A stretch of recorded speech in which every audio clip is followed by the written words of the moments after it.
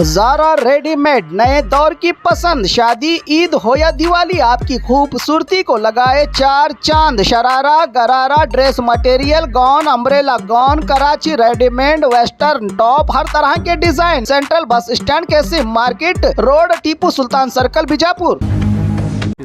ರಮೇಶ್ ಜಾರಕಿಹೊಳಿ ಅವರು 17 ಜನ ಬಿಜೆಪಿಗೆ ಬರದೇ ಇದ್ದರೆ ಯಡಿಯೂರಪ್ಪನವರು ಮುಖ್ಯಮಂತ್ರಿ ಆಗ್ತಾ ಇದ್ರ? ಮಾನ್ಯ ವಿಜೇಂದ್ರ ಅವರೇ, ಯಡಿಯೂರಪ್ಪನವರು ಮುಖ್ಯಮಂತ್ರಿ ಆಗಲಿಕ್ಕೆ ಕಾರಣ ರಮೇಶ್ ಜಾರಕಿಹೊಳಿ ಅವರು. ನೀವು ಇಷ್ಟೆಲ್ಲ ದುಡ್ಡು ಮಾಡಲಿಕ್ಕೆ ಕಾರಣ ರಮೇಶ್ ಜಾರಕಿಹೊಳಿ ಅವರು. ನೀವು ಎಷ್ಟು ದುಡ್ಡು ಮಾಡಿರಿ ಅಂತ ಹೇಳಿ ಎಲ್ಲ ಜಗತ್ತಿಗೆ ಗುರ್ತದೆ. ಉಮೇಶ್ ಅನ್ನೋಂಥ ಕಂಡಕ್ಟರ್ BTS ಕಂಡಕ್ಟರ್ ಮನ್ಯಾಗ 2 ಕೌಂಟಿಂಗ್ ಮಿಷನ್ ಸಿಗ್ತಾವು, ಸಾವಿರಾರು ಕೋಟಿ ರೂಪಾಯಿಯ ಖರೀದಿ ಬಾಂಡ್ಗಳು ಸಿಗ್ತಾವು, ಸಾವಿರಾರು ಕೋಟಿ ರೂಪಾಯಿ ನಗದು ಸಿಗ್ತಾಯಿದೆ ED ಅವರಿಗೆ. ಇದು ಯಾರ್ದು ವಿಜೇಂದ್ರ ಅವರೇ? ಅದು ಎಲ್ಲ ಆಶೀರ್ವಾದ ರಮೇಶ್ ಜಾರಕಿಹೊಳಿದು. ರಮೇಶ್ ಜಾರಕಿಹೊಳಿ ಅವ್ರ ಬಗ್ಗೆ ಹಗುರವಾಗಿ ಮಾತಾಡಬೇಡಿ. ಅವರೊಬ್ಬ ST ನಾಯಕರಾದರು, ವಾಲ್ಮೀಕಿ ಜನಾಂಗದವರು. ಅವರು ಪಾಪ ಒಳ್ಳೆ ಕೆಲಸ ಮಾಡಕತ್ತಿದ್ರು, ನೀರಾವರಿಯಲ್ಲಿ ಉತ್ತರ ಕರ್ನಾಟಕ ಒಳ್ಳೆ ಕೆಲಸ ಮಾಡ್ತಾಯಿದ್ರು. ಪಾಪ ಅವ್ರನ್ನ ಬಲಿ ಕೊಟ್ಟವ್ರು ಯಾರು? ವಿಜೇಂದ್ರ. ನಿಮ್ಮದೇನು ಪಾಲಿದೆ ಅದು ಎಲ್ಲ ಗೊತ್ತಿದೆ. ಇಂಥ ಕೆಲಸ ಬಿಡಿ.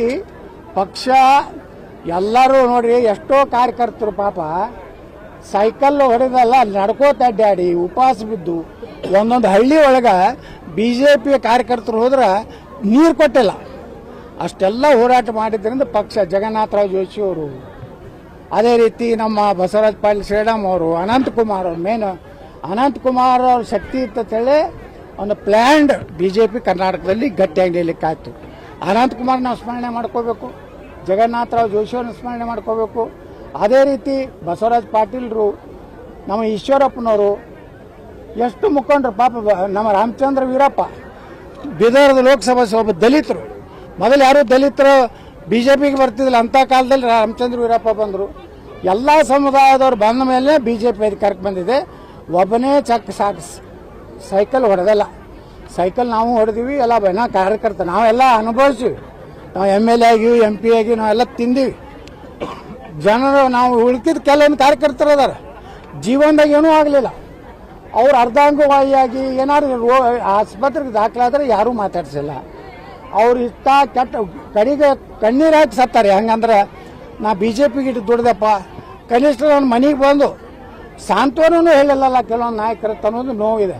ಇವ್ರ ಬಗ್ಗೆ ವಿಚಾರ ಮಾಡಿರಿ ವಿಜೇಂದ್ರ.